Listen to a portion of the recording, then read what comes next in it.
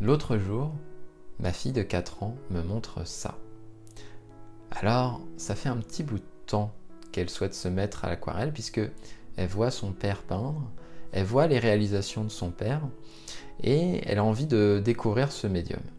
Donc elle m'en parle de plus en plus et à la fin, je lui prépare un petit atelier avec du papier, de l'eau, une boîte de godets et un pinceau très, très basique. Et je lui explique les grands principes, où il faut mélanger les pigments avec de l'eau et ensuite appliquer la peinture directement sur le papier. Et je l'ai laissé faire. En fait, je l'ai laissé un bon quart d'heure parce que je voulais surtout pas la brider dans sa découverte de l'aquarelle. Ici, on parle vraiment de découverte, on parle même pas d'apprentissage. Donc, je voulais surtout pas l'orienter dans une direction ou dans une autre. Et donc, je l'ai vraiment laissé faire. Après avoir joué un peu avec ce médium, elle m'a appelé. Elle m'a appelé en me disant « Papa, viens voir, regarde ce que j'ai fait ».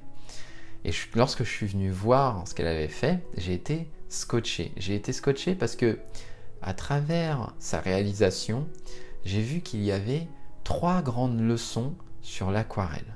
Et ces 3 grandes leçons, je vais vous les révéler à la fin de cette vidéo, juste après vous avoir montré comment elle a fait sa réalisation. Alors, pour pouvoir faire notre fameuse main, ce que je vous conseille de prendre, c'est une assiette en porcelaine plate et dans laquelle vous avez mis les différents pigments. Alors là, c'est du bleu de cobalt, ça c'est du jaune, mais en fait, vous pouvez prendre n'importe quelle couleur. Vous les mettez à différents endroits de l'assiette et puis vous pouvez commencer à faire vos mélanges en appuyant fort sur votre palette, sur l'assiette quoi, et ça va commencer et là, vous allez pouvoir, hop, vous tournez votre assiette, vous appuyez, ça va commencer à créer des mélanges. Et une fois que vous pensez avoir assez de pigments sur votre main, à ce moment-là, eh bien, vous appuyez un grand coup sur votre papier. Voilà. Et du coup, vous voyez qu'avec de l'eau et des pigments, les pigments vont commencer à fuser. Et ce qui est intéressant ici, c'est de noter qu'il y a des zones de couleurs, ici plutôt du jaune chaud, ici plutôt du rouge, ici plutôt une zone froide. Et que en fait, ces couleurs-là vont commencer à fuser ensemble. Et c'est ça en fait une des grandes leçons qu'on peut retirer de cet exercice-là. C'est qu'il vaut mieux laisser les couleurs fuser ensemble sur le papier plutôt que d'essayer de toutes les mélanger sur la palette, parce que si vous les mélangez toutes, ça va faire du gris. Et là, le fait de pouvoir les laisser de façon relativement indépendante, eh bien, ça crée cette impression de dégradé de couleurs d'une part, mais aussi un dégradé au niveau des valeurs. Vous voyez que là, au niveau de ma paume, la zone qui était plus proche du papier a imprimé plus de pigments que la zone qui était un peu plus éloignée puisque ma paume est arrondie.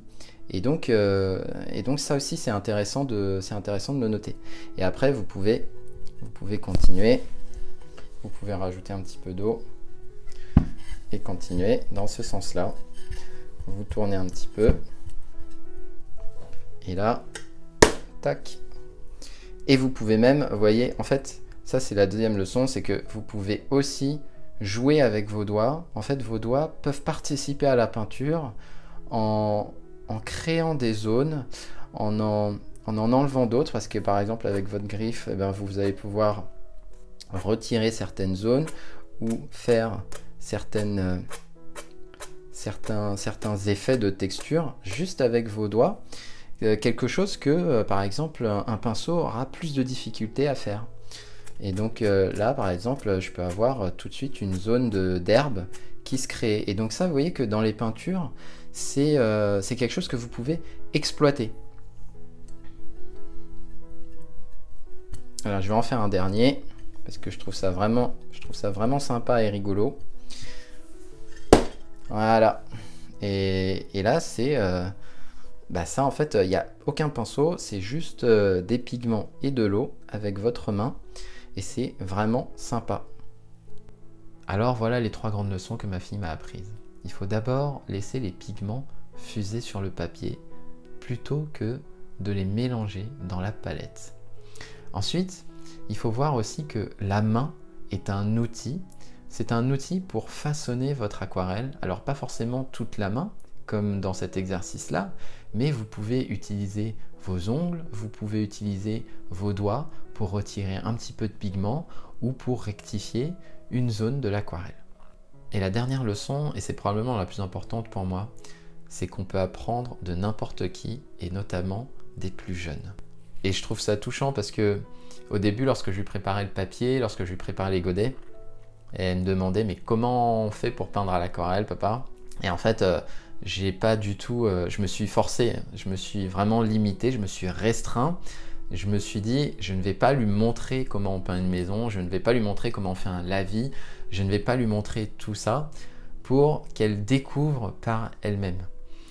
Et ce qui s'est passé, c'est que c'est elle qui m'a appris quelque chose. C'est elle qui m'a fait voir l'aquarelle sous un autre angle, sous une nouvelle perspective. Et grâce à elle, eh bien, je vais progresser à l'aquarelle en adoptant une posture humble vis-à-vis de n'importe qui, quel que soit son âge. On se laisse l'opportunité d'en apprendre encore plus sur nous-mêmes et notamment sur l'aquarelle. Merci à vous, à très bientôt.